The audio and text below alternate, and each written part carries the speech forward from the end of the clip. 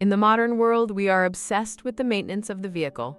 We track our steps, we monitor our sleep cycles, we chemically alter our blood chemistry to chase a phantom called well-being. We treat the body as the fundamental ground of our existence. But what if the body is not the ground? What if the body is merely the readout? Imagine for a moment that you are a pilot flying a highly advanced drone through a storm. The drone takes damage. The warning lights on your remote control start flashing red. You do not try to fix the remote control. You understand that the red light is just data, a signal representing a reality happening elsewhere. Yet in our lives, when the body signals pain or sickness or decay, we panic. We believe the red light is the problem. We scour the surface of the physical world for remedies, ignoring the terrifying and liberating truth. The screen is not the source of the movie. We must begin by distinguishing between two frequencies of experience that are often confused: pleasure and joy. Pleasure is a horizontal experience. It is bound by time. It is the dopamine hit of a sugar rush, the fleeting thrill of a new romance, the relief of a painkiller. It spikes and it crashes. It is a binary code of pleasure and pain, appearing and disappearing like waves on a shore. But joy, true existential joy, is vertical. It is a static frequency that does not depend on external inputs. It is the hum of the universe itself. The ancient text whispered this. Eat, drink, and be merry, for tomorrow we die, is the nihilist's surrender to the horizontal. It admits that the body is a terminal condition. But the mystic asks a different question. If the body is terminal, what is the I that observes the body? This brings us to the most radical proposition regarding sickness ever uttered. A proposition that turns modern medicine, psychology, and physics on their heads. The proposition is this: the body cannot be sick. A piece of flesh, devoid of mind, cannot suffer. It cannot complain. It cannot generate a tumor or a fever on its own. The Course in Miracles offers a diagnosis that chills the ego to the bone. The mind was sick that thought the body could be sick. Notice the tense, was. The sickness is a past tense error in perception that is currently projecting a present tense shadow on the flesh. We are looking at a delayed echo. Sickness is the physical shadow of a mental belief in separation. It is the mind punishing itself for a crime it thinks it committed, the crime of existing apart from the whole. To understand healing, we must understand the mechanism of projection. We live in a reality that behaves very much like a movie theater. You sit in the dark, watching a tragedy. The hero dies. You weep. Your heart races. Your body reacts as if the events were real. But if you were to walk up to the screen and try to bandage the hero's wounds, you would only be touching light and fabric. You cannot heal the movie by touching the screen. You must go to the projection booth. You must change the film. In this analogy, the world you see, including your own body and the bodies of others, is the screen. The mind is the projector. The film is your belief system. When we see cancer, or heart disease, or even death, we are seeing a specific image of a generic problem. The ego loves specifics. It loves to categorize diseases.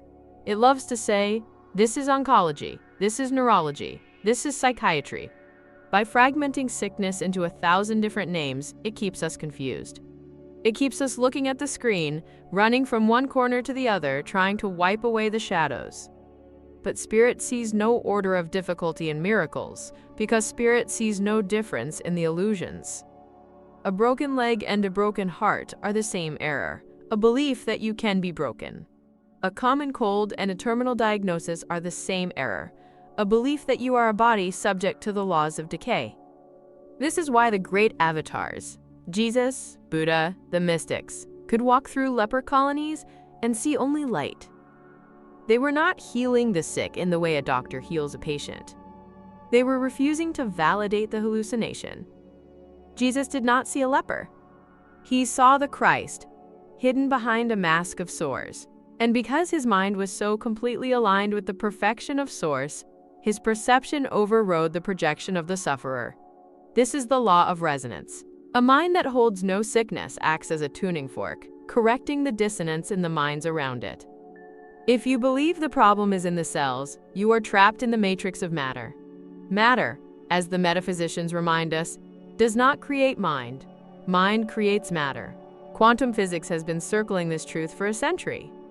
The observer effect suggests that subatomic particles do not exist in a definite state until they are observed. If the observer is fearful, guilty, and expecting punishment, what kind of body will they manifest? What kind of world will they assemble from the quantum soup? They will assemble a world that attacks them, a world of viruses, accidents, and decay. The sickness is a self-fulfilling prophecy of a mind that believes it deserves to suffer. Let us look at a fascinating anomaly in medical science that proves the primacy of mind: dissociative identity disorder, formerly known as multiple personality disorder. There are documented cases where a patient has multiple distinct personalities. One personality is diabetic, the other is not. One personality has perfect vision, the other requires thick glasses. One is allergic to citrus, the other drinks orange juice without consequence. When the patient switches personalities, often in a matter of seconds, their blood chemistry changes, the insulin levels shift, the histamine reaction disappears. How is this possible if biology is a fixed law? It is possible because biology is not a law, it is a script. The character of the diabetic believes in diabetes, and so the body renders the symptoms. The character of the healthy person does not, and the symptoms vanish. This is the smoking gun of reality. It reveals that we are all, in a sense, suffering from a cosmic multiple personality disorder. We are the one mind, fractured into billions of separate personas, each acting out a script of birth, aging, sickness, and death. We have forgotten who we are, and so we suffer the consequences of the characters we play. Healing, then, is not about fixing the avatar. It is about waking up the player. It is about realizing, wait, I am not this character. I am the dreamer of this dream. When you achieve this level of lucid dreaming, the nightmare loses its power. You can look at a fire-breathing dragon in a dream and admire the brightness of the flames because you know it cannot burn you. You can look at sickness and see it not as a threat, but as a call for love, a signal that the mind has temporarily chosen fear. This is the piece of the rock that transcends health insurance. True security is not a savings account or a clean bill of health. True security is the unshakable knowledge that you are not the body. You are the awareness in which the body appears. We must address the ultimate sickness: death. The ego's final argument. The ego points to the grave and says, look, you are finite. You are dust. But if the world is a simulation of consciousness, death is merely the character exiting the stage. The actor remains. There are stories, parables perhaps, or perhaps glitches in the matrix, where this continuity is demonstrated. The raising of Lazarus, the resurrection. These are not magic tricks performed by a god to impress the mortals. They are demonstrations of a mind so completely unburdened by the belief in death that the illusion of death collapses in its presence. Consider the account of a modern student of these teachings, standing in a grocery store reciting the lesson. There is no death. The Son of God is free. In the frozen food aisle, a place of preservation and stasis, a woman collapses. The paramedics arrive. The heart has stopped. The body is a corpse. The scene is set for the tragic narrative. But the student does not buy the narrative. He stands back, leaning against the cold glass, and refuses to agree with the projection. He holds the frequency. There is no death. He is not asking for a miracle. He is acknowledging a fact. He feels the energy rising, a massive surge of life force that has nothing to do with CPR. And then the corpse inhales. The diaphragm moves. The woman returns. Was this a miracle? Or was it simply the natural result of introducing a truth into a system of lies? When you bring a light into a dark room, the darkness does not fight the light. It does not argue. It simply ceases to be. The raising of the dead is not about biology. It is about the mind realizing that the timeline is flexible. Lazarus had been dead for 3 days. By Jewish tradition, the soul had left. Decomposition, rigor mortis, had set in. To reverse this is to reverse the arrow of entropy. It is to say that the laws of thermodynamics are subordinate to the laws of God. When Jesus called Lazarus forth, he was not talking to a dead body. He was talking to the eternal mind that was temporarily dreaming it was dead. He was saying, "Wake up. The game isn't over." So how do we apply this? If you are in pain right now, if you are facing a diagnosis, how do you move from the horizontal panic to the vertical peace? First, you must stop identifying with the symptom. This is incredibly difficult because pain screams for attention. It demands that you look at it. But you must practice the art of the observer. You say, "I notice that the body is experiencing a sensation I call pain. But I am the noticer, not the pain." Second, you must relinquish the need to know the cause of the sickness in the physical world. The ego wants to know, did I eat the wrong thing? Is it genetic? Is it the environment? These questions keep you on the horizontal axis. Instead, ask the vertical question. What creates this need for punishment? What guilt am I holding on to that requires this suffering as a penance? Sickness is often a defense against the truth. It is a distraction. If I am sick, I don't have to fulfill my purpose. If I am sick, I can be a victim. If I am sick, I can blame the world. To heal, you must be willing to give up the benefits of being sick. You must be willing to be whole, even if that means you no longer have an excuse to hide. The Holy Spirit, the voice of your higher sanity, does not look to effects.